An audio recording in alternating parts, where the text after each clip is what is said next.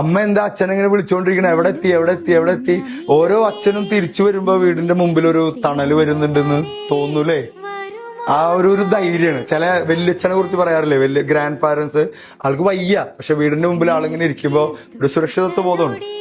അങ്ങനെ നമ്മളെയൊക്കെ അച്ഛനെ ഉരുകുന്നതെന്ന് ആലോചിച്ച് നോക്കിയേ. ആള് തിരിച്ചു വരുമ്പോഴേ ഒന്ന് തണുപ്പിക്കുക, ഒന്ന് വർത്താനം പറയാ, കണ്ണിലൊക്കെ നോക്കുക, തലയിലൊക്കെ ഇങ്ങനെ. എത്ര പ്രായത്തിലും നിന്റെ അച്ഛൻ അതൊക്കെ ആഗ്രഹിക്കുന്നുണ്ടാവും.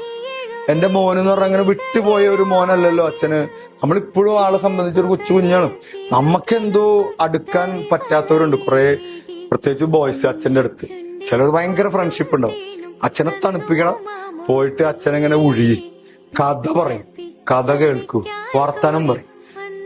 നിങ്ങൾ കുറച്ചു നേരം ആ മുഖത്ത് നോക്കിയിട്ട് കണ്ണിൽ നോക്കിയിട്ട് സംസാരിക്കും അച്ഛന്റെ. പലപ്പോഴും 1, 2, 3, 4 എങ്ങനെ ഉണ്ടായിരുന്നു ആ സുഖമായിരുന്നു, എങ്ങനെ, ആ ശരി, എക്സാമിന്